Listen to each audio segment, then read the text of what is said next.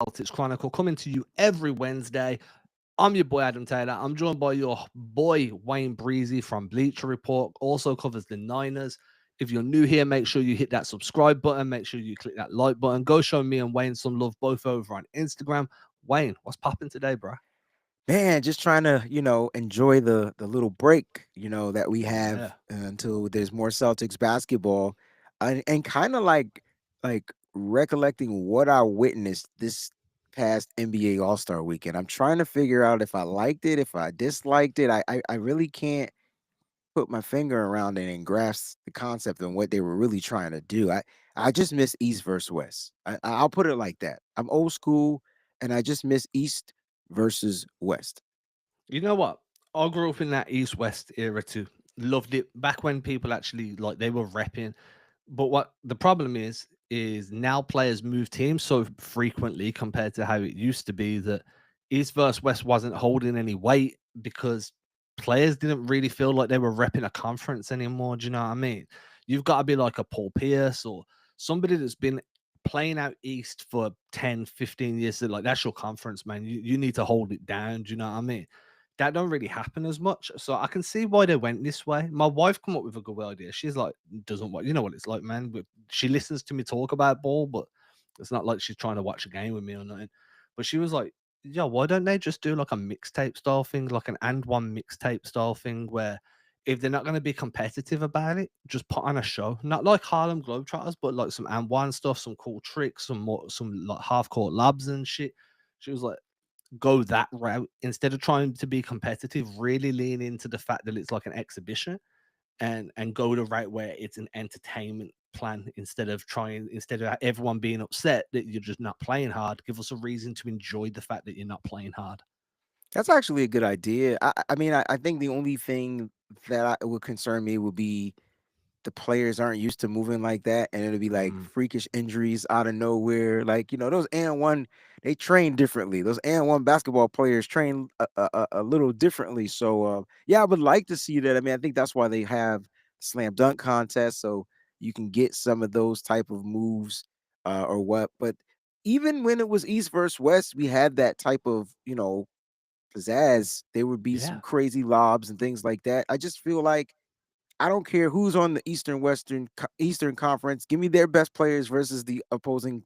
I don't care if it's Kevin Durant and all those guys. I don't care. Just give me the best versus best on each conference. Like it's hard, right? So like this past All-Star weekend, there were 4 teams and it was tournament style and they played each game to 40. And so I mean, you would have to total up who could be the leading scorer. And I felt like Jason Tatum was probably the leading scorer for his team. I think he finished with 21 or 22 points or whatever, whatnot, even though the MVP went to Stephen Curry because that's where they played.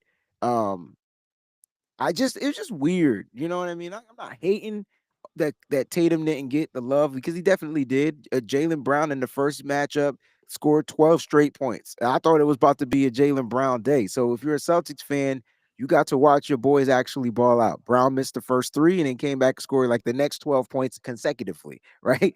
Um, but it's just, I don't know, it just didn't have the same flair because it wasn't timed. It was to 40. They took a big ass break to That honor was the the crew, issue. which players like I saw SGA like get mad because he and I loved it because he's competitive. So the competitiveness was definitely there. And I saw SGA get mad because he's like, "Come on, yo, like Kevin Hart, shut the fuck up, man. Let's go. We trying to play basketball." Like I'm like, "Yeah, I need more of that." Because that's what it is. And it's a lot of money to go to these games and fans want to see the best players put on a performance. Don't Here's one thing to the NBA. I'm a huge NFL fan. Everybody knows that, but the all-star festivities are the worst in the world, right? I feel like the only two sports that have the all-star, traditional all-star is hockey and baseball. And I need basketball to get back to basketballing, East versus West. And I even need the NFL to get back to playing an actual freaking football game. I don't want the NBA for entertainment purposes to kind of get like the NFL is getting. just to draw more attraction. I think that would be bad for bad for business, bad for the name. Basketball is a game that people want to see played, whether it's exhibition style or heavy referee fouled style. It needs to go back to being that type of basketball. And for me, like with the Tatum All Star MVP stuff, did you see Steph turned around to him and said, "Oh, it's a lifetime achievement award." So clearly, Steph knew as well. The only other option, if you're not going to go East versus West, is to go USA versus the world. And Okay, there's some issues that come with that, right? Like no, that no, means no there issues. is. So you're saying so like the pushback is if you've got 12 non-American players, but only 6 of them would have been all-stars, then you're handing out then just that means that the other Okay. 6 that are being voted all-stars, you're kind of taking that away from the most deserving player who is most likely American. Like Giannis is going to be an all-star, Jokic is going to be an all-star, Doncic is going to be an all-star, Mhm. Embiid's going to be an all-star. And then you can plug and play like Larry Markkinen or whoever you want as like that 6th guy that you know that there's going to be at least 6 European dudes that are all-stars. But now you need to make up a 12-man team. That means 6 American born players might miss out on an all-star, even if they're having an all-star Oh, season. okay. And that's the only issue. But I think if you wanted competitiveness where people are really playing and they're trying to win, Team USA versus the world is actually the way to go about it because SGA would play for the world because he's He's from Canadian. Canada. Yeah, from Canada. Giannis is playing for the world. Jokic, Doncic, like Yeah. some of the best players in the league right now are not American guys. That means Tatum would need to step up. Durant would need to step up. There'll But be question that would be amazing. It would be almost like exactly, getting an extra Olympic game. Like exactly. like But you're the problem is then are people going to be okay if I don't know, let's say Kyrie Irving misses out on an All-Star game because he just didn't fit in that 12 American guys. Maybe he's had an average season and now he doesn't get voted in because you're voting in a Mm. Jakob Pertl or a Kristaps Porzingis because you need that quota to be filled for the Oh, Europe for the for the world team team. world team. And like Oh. these all-star selections, they go towards your Hall of Fame credentials, they go towards a bunch of different things. So there are reasons not to do it, but if you want a competitive game, that's what you need to do. Actually makes sense. Like, it would be tough. I think it'll be easier just to go back to East versus West. Best players on the East, best players on the West. Whatever the 12 let the fans vote and boom boom boom. Let it happen. I just feel like we'll get you'll get the viewership up totally. I think that will go up. I just want it to be fun, dude. Like I'm sick of logging on the day after an all-star game and everybody's pissed because it's every year now. Like you get to the all-star break, and I'm gonna be honest, I didn't watch this year's all-star game because I knew. And I kind of checked out online as well because I knew that all it was going to be is negativity.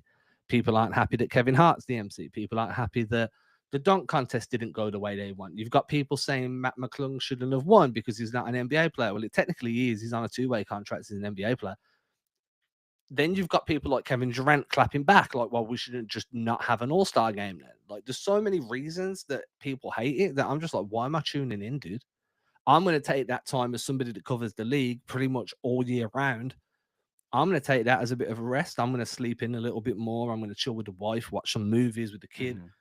I'm not even going to involve myself in an aspect of the game that clearly makes everybody so angry. So, and that's a problem because the more people that start thinking like that, the more reason there is to just cancel the All Star weekend altogether. And I just want to say good morning to Jax. Hey, Jax. I mean, look, like I said, the overall festivities. I mean, yeah, players getting disqualified from the skills competition. I think Chris Paul and Wemby got it disqualified from that. 3-point shooting contest was won by Hero. Man, shout out to all the winners out there. I mean, overall, the All Star Weekend I thought was good, but just the game itself needs to be enhanced, and then having the 4 teams playing the four. You know what? Maybe it'll grow on me. It's the things are new when things are new, and they've been changing up the format for a minute, right? Yeah. It's been team LeBron, team Curry, blah blah blah blah, right? Where they get to pick their guys. This was new, and I actually did like the fact that that the fourth team was the Rising Stars team, like was the team that won that tournament. So maybe this will grow. Maybe this will grow on people. You know what I mean? And maybe it'll grow on me. And so we'll see what happens next year, what they decide to vote on as far as the committee. But it's hard to like really get into a team because you got to watch four teams play. They play to 40, and then there's the championship game that plays to 40, and it's just like, eh, this is like, you can't really, the players can't really get hot. You know what I'm saying? You'll never get a Jason Tatum 55-point game ever again if they keep this format. No, and that's the problem with it. And I understand that the idea is that there's pride at stake when you put the word championship. You know what I'm saying? You go, right, we're going to play a couple of seeding games, then you're going to have a knockout game, then you're going to have a championship game. Players want to win. You are feeding into that kind of winner's mentality. But to 40, dude, like if you're watching a normal NBA game, that the Celtics have put up 40 in an opening quarter and they haven't even got rolling yet, dude. Yeah. And It, that's it, the it problem. was fun. I mean, it wasn't like they weren't running plays. They weren't taking like, you know what I'm saying? So like they were just literally just chucking the ball up. That and they were getting to the paint, And again, it was good because Team Chuck had the world team, I guess. He had the team representing the world. And then Shaq had the old school ballers. And somehow Tatum and some of those young guys were on that team. Tatum, The Jalen Brown, OG squad, the dude. OG squad. Yeah, that was look, it was fun. It's probably the last time they're gonna do it because there's no more TNT, right? Yeah, I mean, you see, this is one thing that doesn't really affect me in the slightest because I don't get that coverage anyway. Oh man, you missing out. Listen, when I tell you it's the greatest NBA show, hands down, just having Ernie with the Three Stooges, it's just pure entertainment, bro. Pure entertainment. They're gonna make you laugh. They're gonna make you cry. They're gonna make you happy. They're gonna make you angry. I mean, they just take you on an emotional roller coaster, and usually they're not biased, right? Like they don't really have a team in here. They just tell it straight like it is. Hands down, the best NBA show. I don't know. I mean, I think we're getting a glimpse of who's going to be taking over. Maybe it's going to be Vince Carter and those and that crew, but it won't ever be with Ernie, Kenny, Shaq, and And Chuck. that's the problem. Yeah, it's the Yeah, end of an era for sure. Like, yeah. the most I know about them is like YouTube clips and some 2K when you've got like the halftime game on Uh-huh. 2K and shit. Yeah. But that coverage isn't here, dude. Like I watch on League Pass, so I watch the opening bit. The middle is kind of just like whatever. Usually, it's just in the arena, whatever the in arena entertainment is, and then the second part of the game, and then the post game stuff is usually my stuff because that's what I'm creating anyway. So I don't consume that because it's not available. There's no channel here that I can go and tune into and watch it.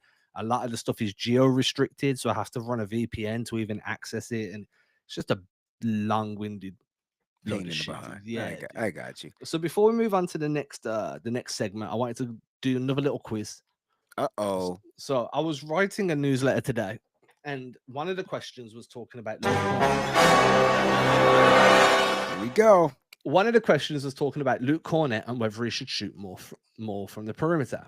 So my argument is no, I don't think he should, and that's because of the role he's got right now. So the role he's got is very movement based, very screen heavy, screen and roll heavy.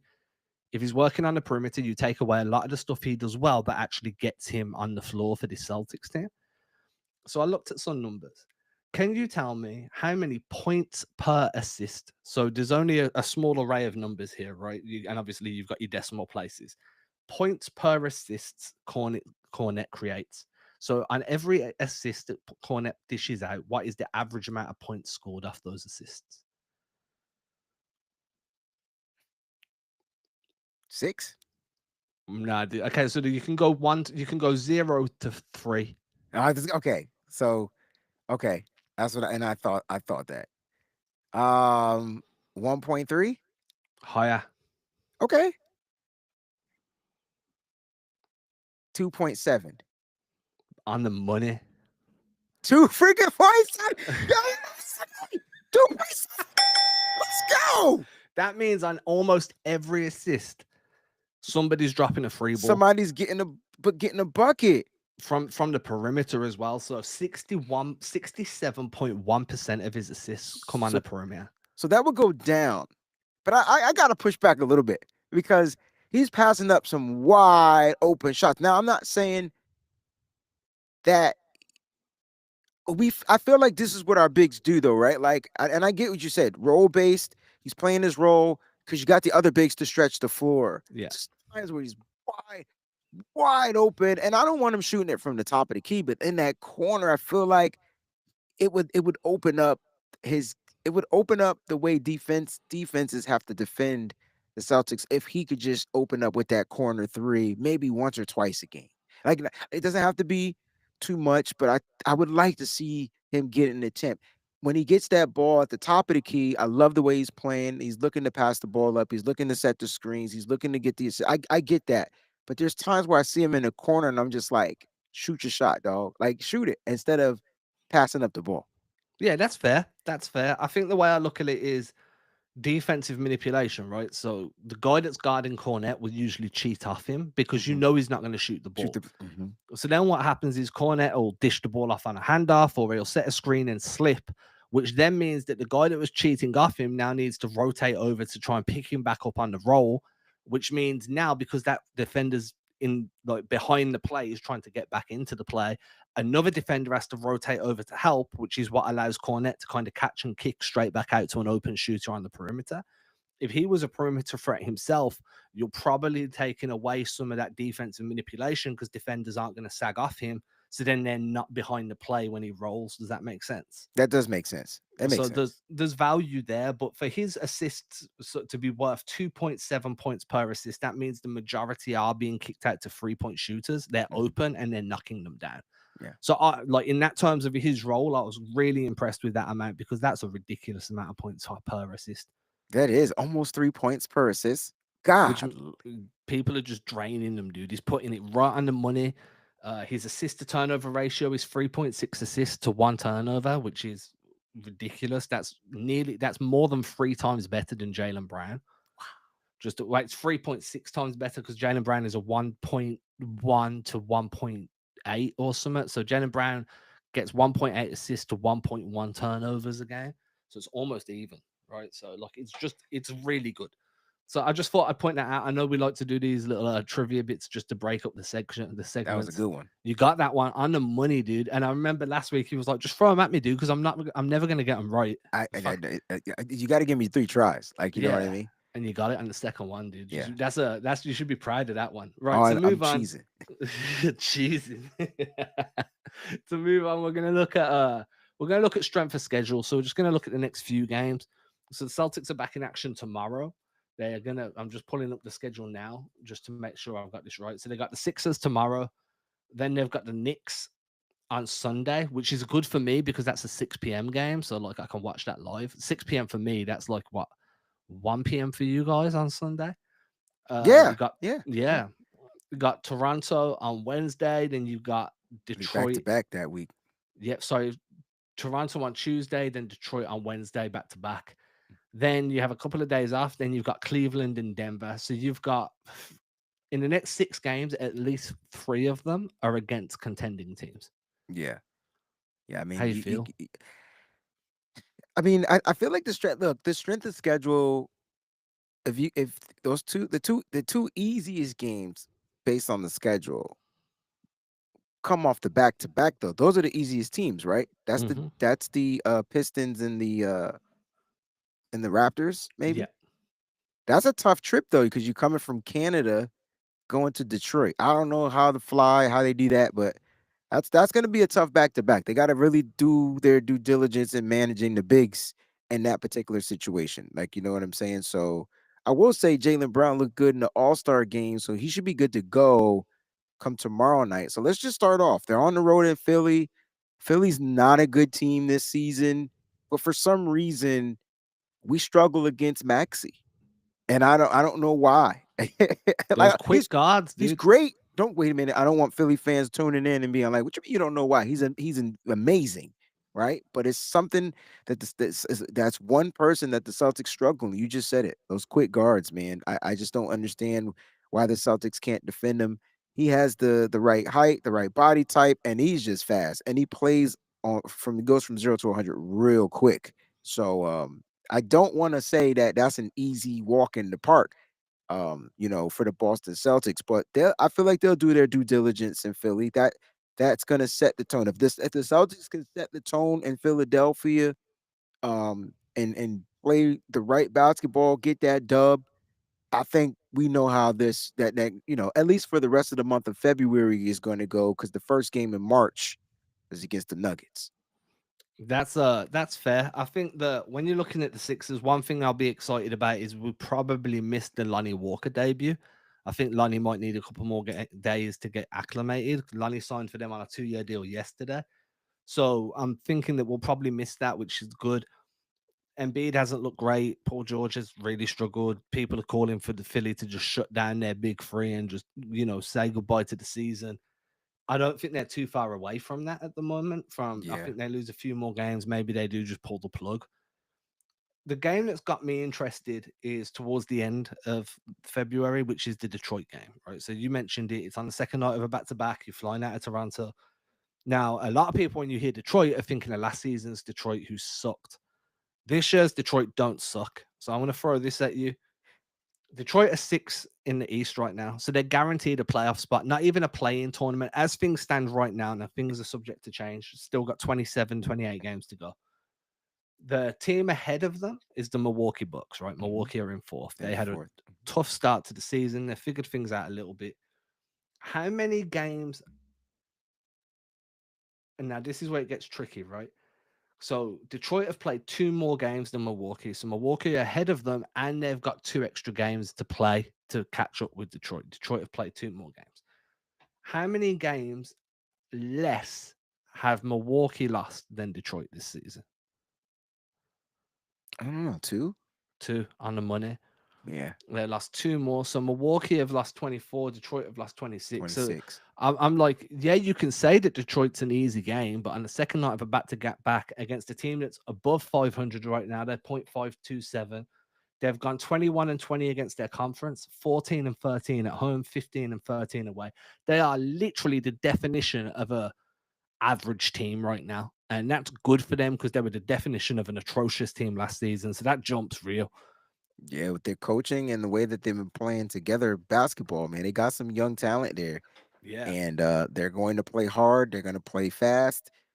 Again, recipes to a disaster for the Celtics, right? And so, again, it's going to come down to how they continue to set the tone, how well they play on the first night of the back to back in Toronto, which should be a kind of like a walk in the park for them. But we'll see what happens. Like the Celtics got to come out and they just got to figure out how to get into their style of basketball, get into their game, and allow the game to just flow the way they got to control the flow of the game. And I know it's basketball, I understand it's a game of runs, but the Celtics are the dominant team.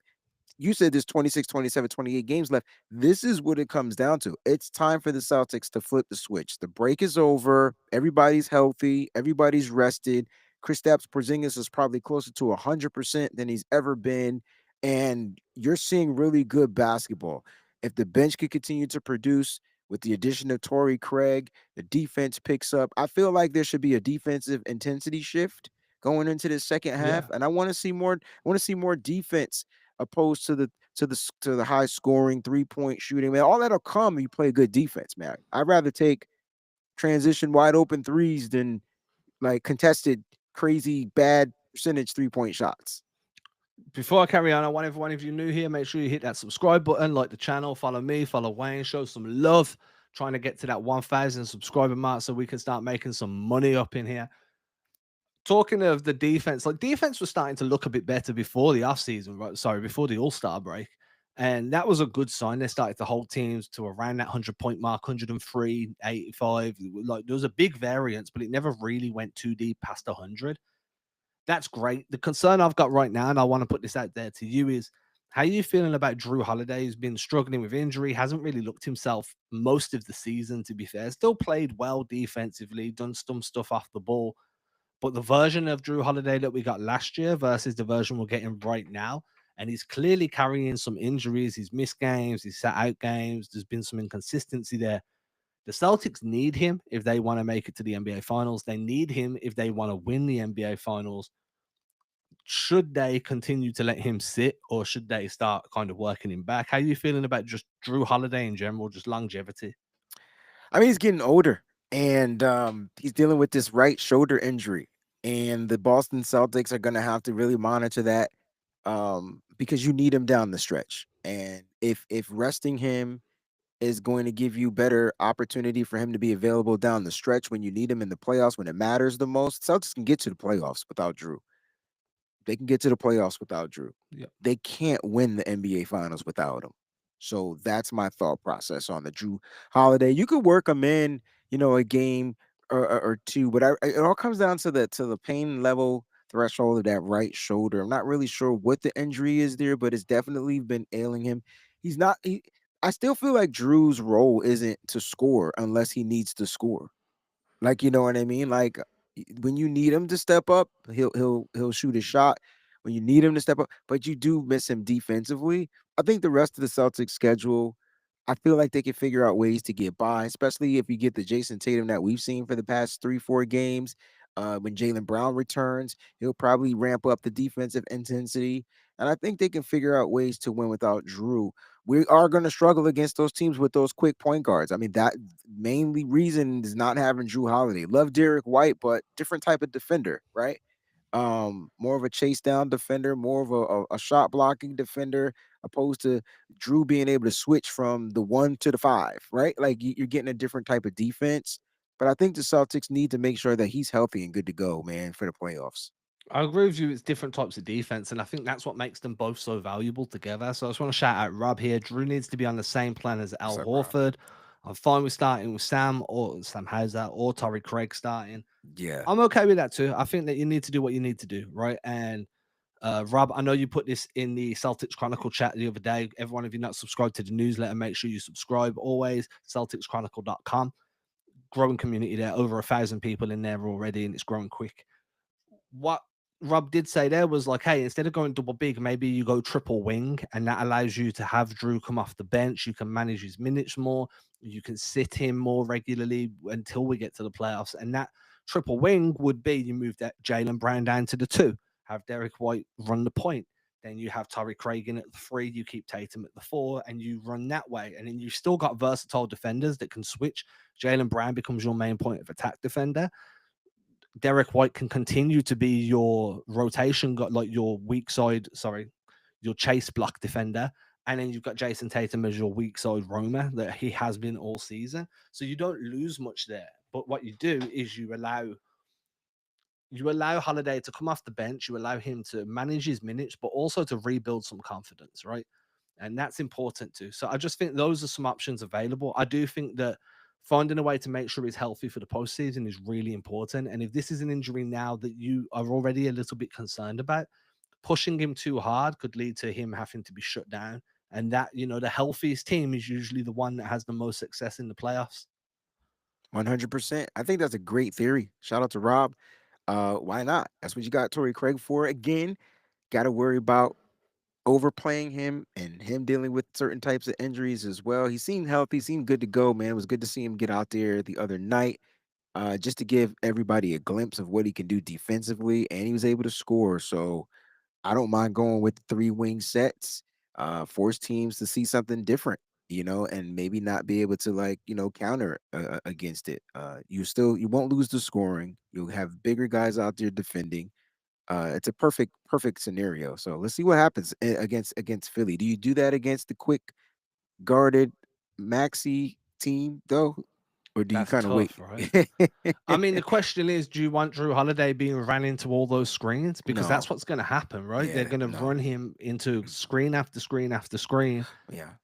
No. And maybe the best thing to do is bring him off the bench and not have him deal with Maxi and have Jalen Brown deal with Maxi. Jalen Brown is meant to be your best defender. He's the one that wants to guard the opposing team's best player. Good point. That he thrived like that last year. Hasn't really had to do it too much this season. Maybe this is where you say to Jalen, like, yo, it's time Go. to go off. Time to be the dog. Yeah. Yeah, Time to be Finals MVP, Jalen, and that's what yeah, that's what got you there in the first place. Maybe that's what we need to see from you this time too. yeah.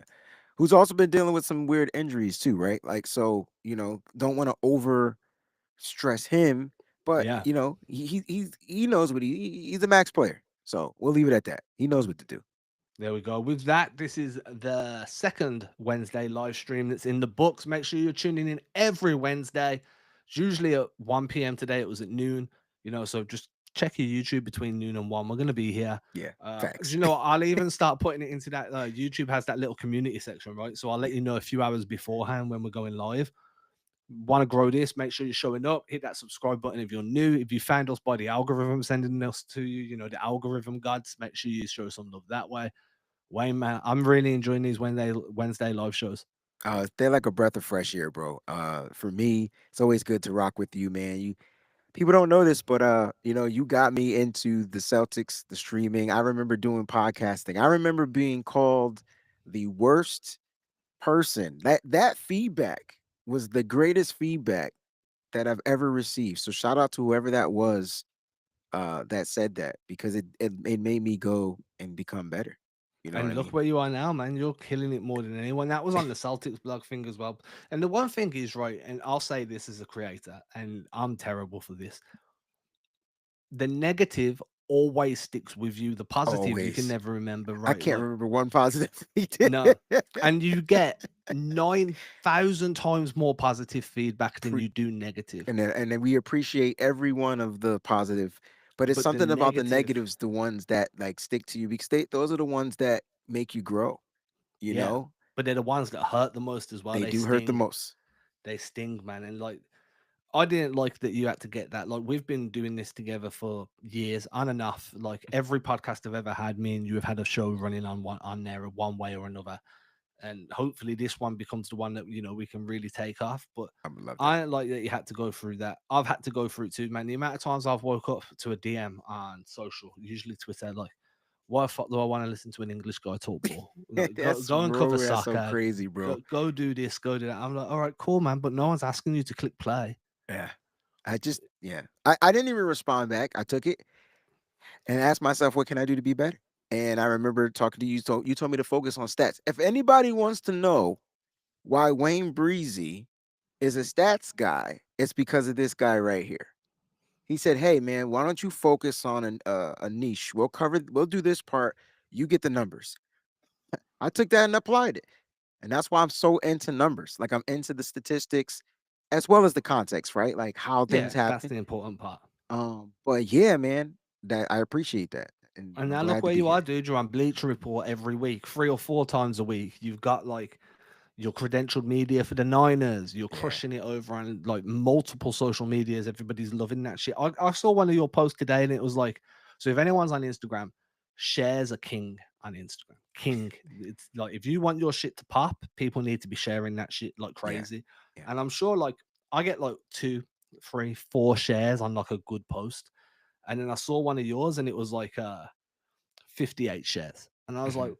fuck, dude's blowing up, man. I never had 58 shares on a post. Not once. I've had posts pop for 100,000 views and never did I get to 58 shares, man. The So you are shares killing it, dude. are key.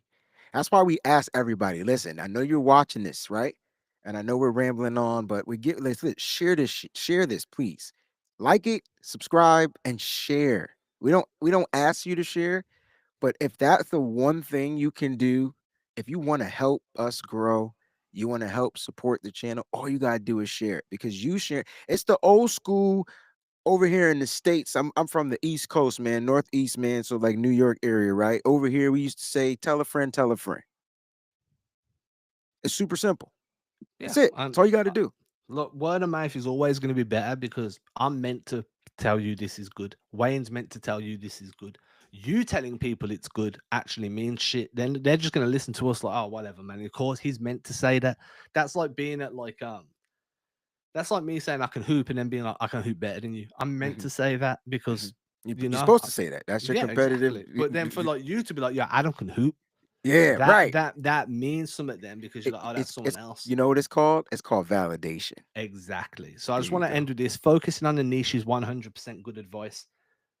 I think this is great. I think that if you ever asked anyone what my niche was, they'd all be able to tell you the same thing. Wayne, what's my niche? Yeah, Celtics guru. Like Yeah. you know, inside, outside the Boston Celtics. I'm talking history, numbers, plays, And that's the designs. niche, right? The plays and the designs are kind Yeah, of like, and then what you do then is you try and build to what Wayne just described me as, which is humbling. But like I started with X's and O's, playbook, designs, and then you try and add everything else around it you over start with time. your strength, Yeah. and then you build the rest of the house. 1000%. So, With that, I just want to say thank you. We had a few live people tuning in today, man. Everyone that commented, I appreciate y'all. If you didn't comment, you just watched, we appreciate y'all. If you tuning in after it's been live, we appreciate y'all too. If it sounds weird hearing an English person say y'all, imagine what it sounds like to other English people when I'm like, yeah, bet, y'all, bet. And like I'm talking like this because I speak to more American people than I do English. So like, the mannerisms and they rub off, right? So if it sounds weird to you, imagine how weird it sounds when I'm trying to talk to my wife and I sound like an idiot.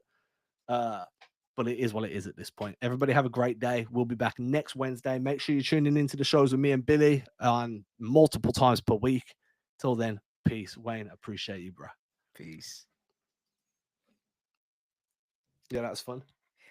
Always, man. That's why I like definitely this is the day. It's just